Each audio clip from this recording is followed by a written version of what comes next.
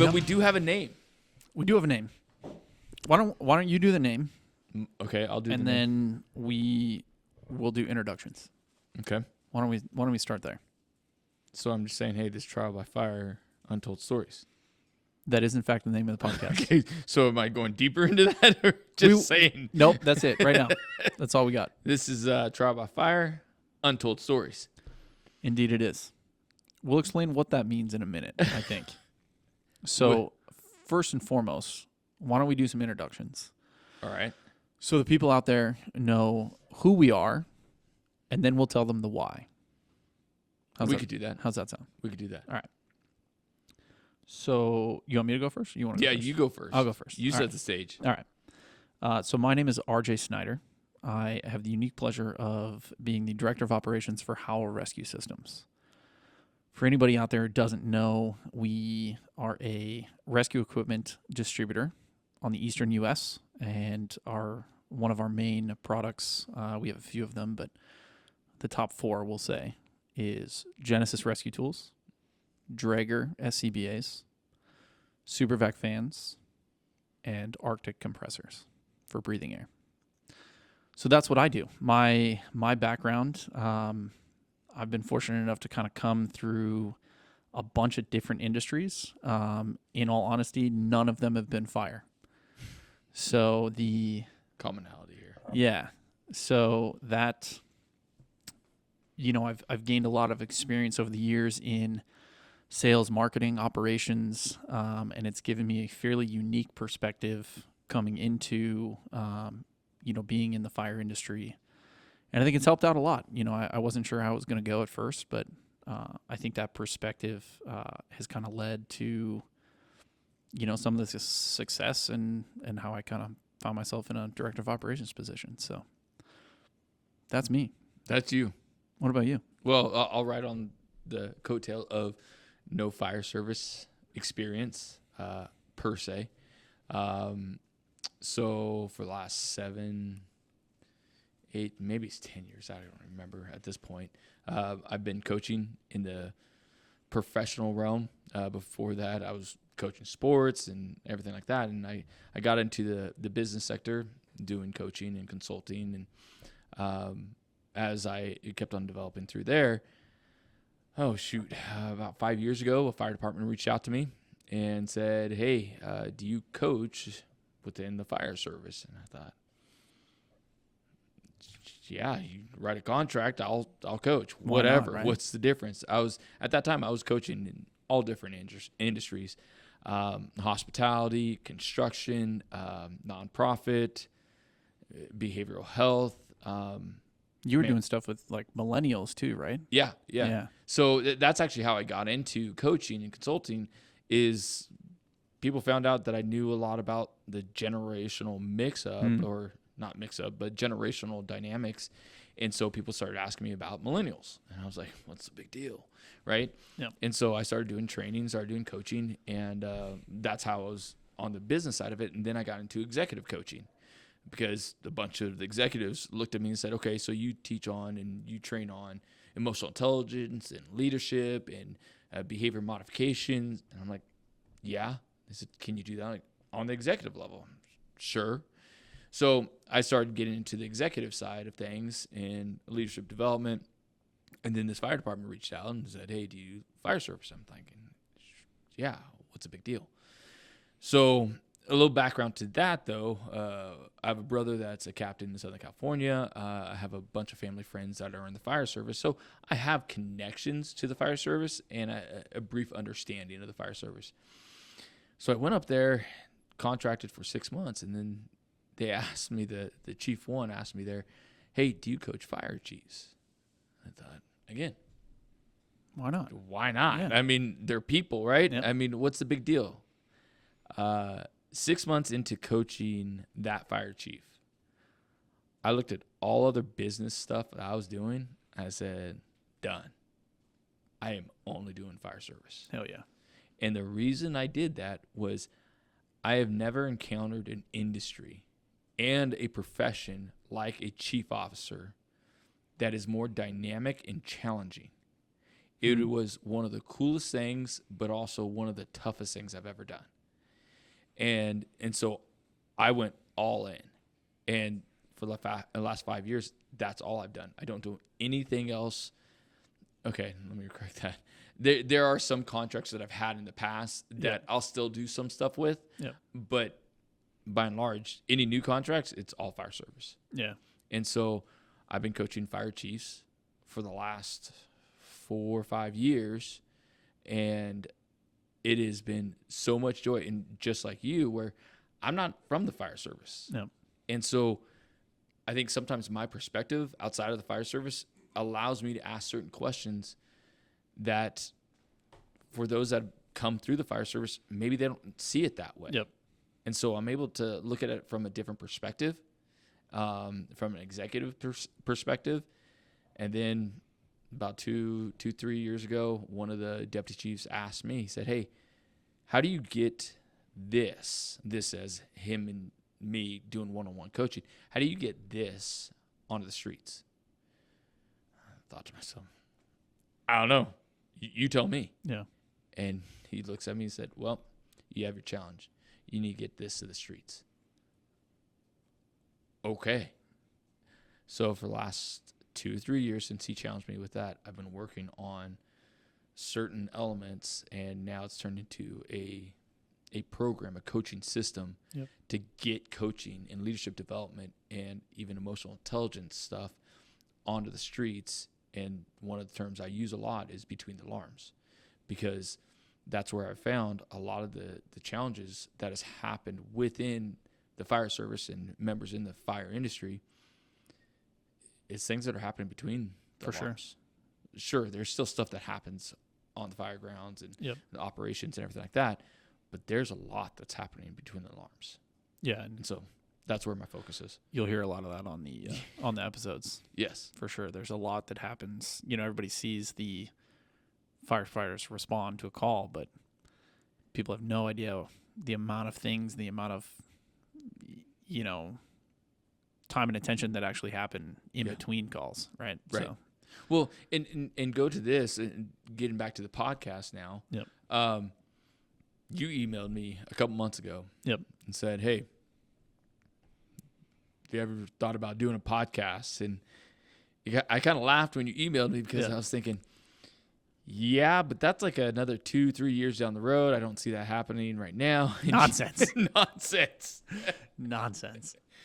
So, I mean, you asked, "Hey, what do you think?" And so we dove right into this.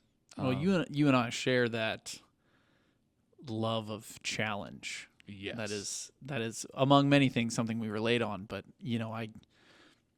if it wasn't challenging, I would get bored very quickly. Absolutely. And I think that's a big part of why I love, like you said, I love this industry, is because it's different. It's challenging. It's it's not just my marketing background is it B2B or is it B2C? And it's really none of those, right? It's its own entity. So and then I got to do another podcast, and I was like, man, that was a lot of fun. Yeah.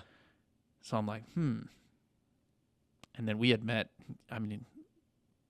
before I emailed you, it was like beginning of the year, pretty much, right? Yep. So 5 months ago? Yeah. Yeah. So then I was like, you know what? I wonder if Jared's ever thought about doing a podcast. Here we are. So. And so what this podcast, the name we came up with was Trial by Fire, Untold Stories. We started with Untold Stories. We did. And that was just in a conversation that you and I and another one, Kim, who's helping us put this podcast together. Shout out to Kim. Yeah. And we were just having a conversation, and I said something about, well, dude, I love when I'm coaching someone or when I'm interacting with guys in the fire service, gals in the fire service, they get into these stories. And I swear I want to press record every time they get into these stories. Yep. 1, they're hilarious. 2, they're disastrous. And 3, there's so many people that can learn from this. Absolutely. And so I said, hey, these untold stories, and you guys were like, that's what it That's is. the one. And Yeah. so obviously that's not the title of it. Yep. The trial by fire is even more powerful because, trial by fire and by challenges, however you want to phrase it, but it's also trial by fire in the industry. Right. And Or quite literally. quite literally.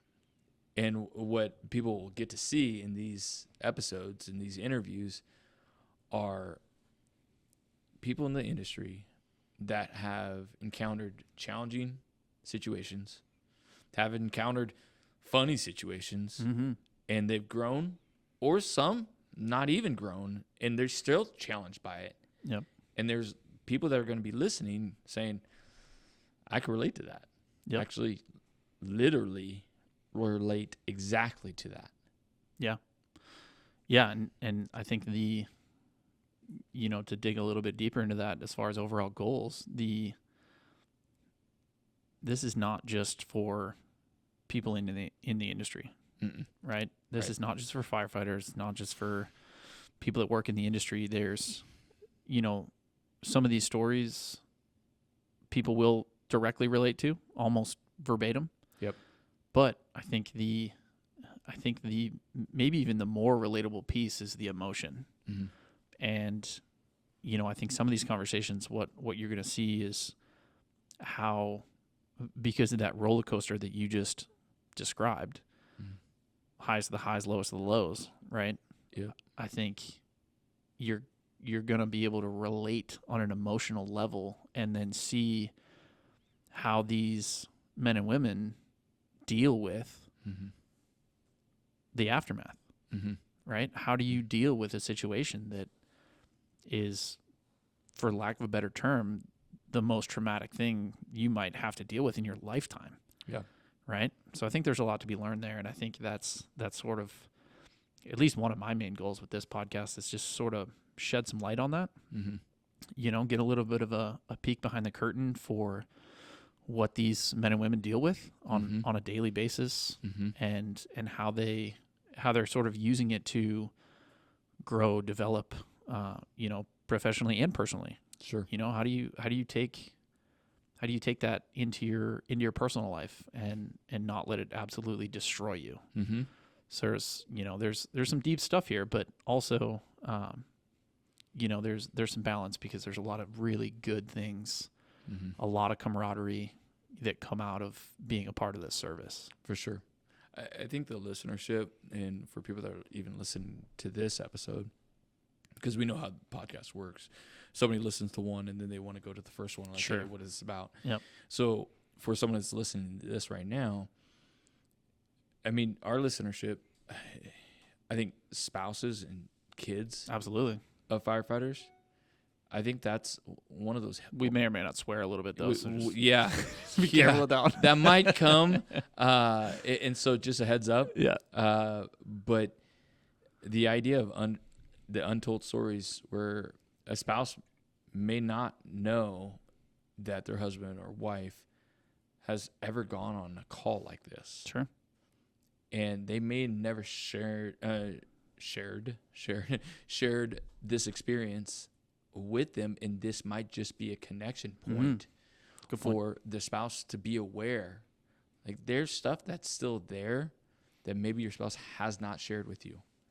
And what can you do to help support, help encourage, and help motivate your firefighter? Yeah. Or just even understand. Yeah. Maybe not even have any actionable For sure. things, For sure. but just have maybe even just, if we can create just a small amount more understanding, I don't care who listens to this podcast, I'll call it a win. Yeah. I think that's, we're talking about goals. I'm with you in the fact, what's going to come out of this? I have no idea. Same. Who's going to listen?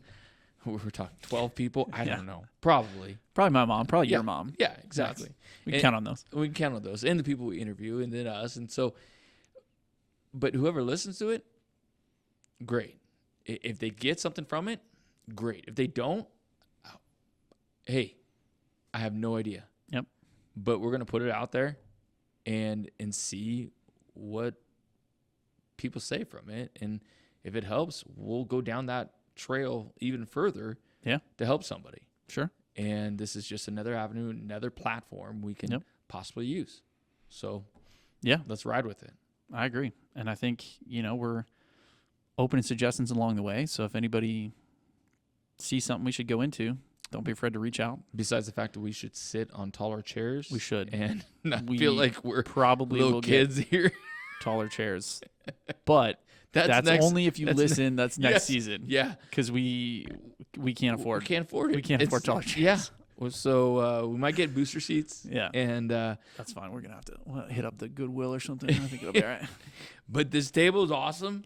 There's a lot of conversations that happen around a kitchen table. There sure is. So that is that's a good point out. That's by design. By design. So why don't we invite everybody listening to join us along this journey and to share in the stories that we uncover here on Trial by Fire.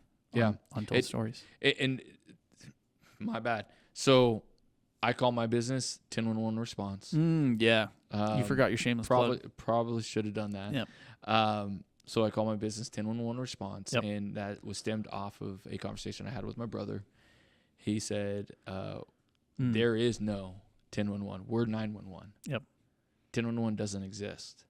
And after he said that, I realized that's what needs to exist. 911 needs a 911. Correct. Which is 1011. Correct. And that's the stuff that happens between the alarms. Yep. And so I call it, that's the business is 1011 Response. And, we've built a relationship with you guys, or I've built a relationship with you guys with Howell Rescue and Genesis. And we have similar ambitions of serving this fire service and giving back. Exactly. So that's the shameless plug, and people that want to get in contact with us, more than willing, you guys can email, call. I mean, we've had people give out their personal cell phone during an interview. Listen, anything goes here on this podcast. Yeah. I think there's no rules. It's fine. Untold Stories, no limitations. That's right. So yeah, if on my side, howrescue.com. So that's a good way to kind of get in touch with me, send a message through there. Yeah. And then they can email me, jbuck@jaredbuckley.com. There you go. Just reach out. I would more than happy just to have a conversation if you need a conversation. So works for me. Awesome. Looking forward to it. Here we go. Let's do it.